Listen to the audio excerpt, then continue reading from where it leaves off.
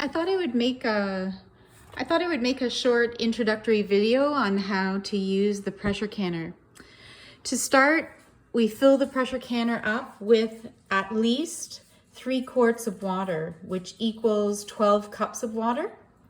And notice the ring is in the bottom for canning. It's like a perforated stand that goes in the bottom. It's about 1/4 of an inch high. And then I'm gonna take the vinegar, white vinegar, and I'm gonna add about 4 glugs into the container. I've already done that, so I'm not gonna add it again.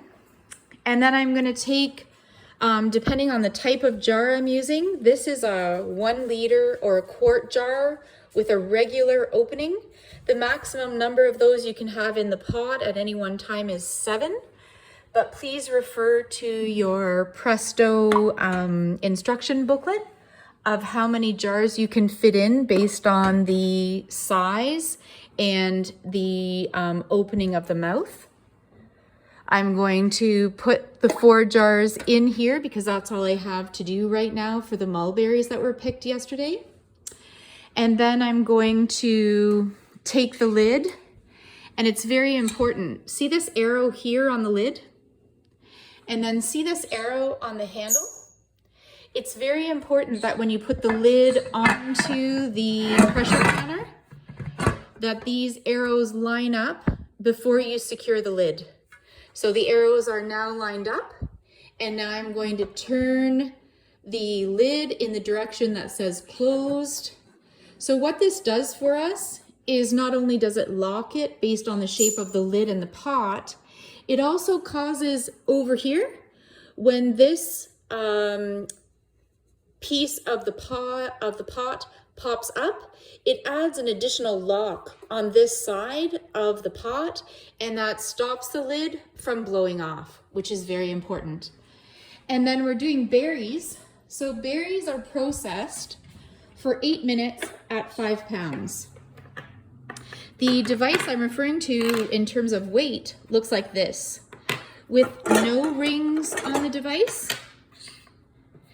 that's 5 pounds. 1 ring on the device is 10 pounds. 2 rings on the device is 15 pounds. Berries, except strawberries, which we know do not pressure can well, are done at 5 pounds. So just this device, the weight, with no rings, it goes on top.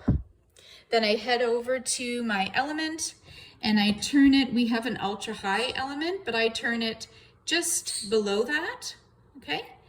And then I'm going to let the pot do its job. Once you hear steam coming out of this exhaust space, and once this top locks open, then the weight will begin to rock. When this weight begins to rock, that's when I begin to time, and berries take 8 minutes. So that's how I'm doing the mulberries. And again, that's berries except strawberries. So I'm gonna process these and I'll show you them when they're done. Thanks.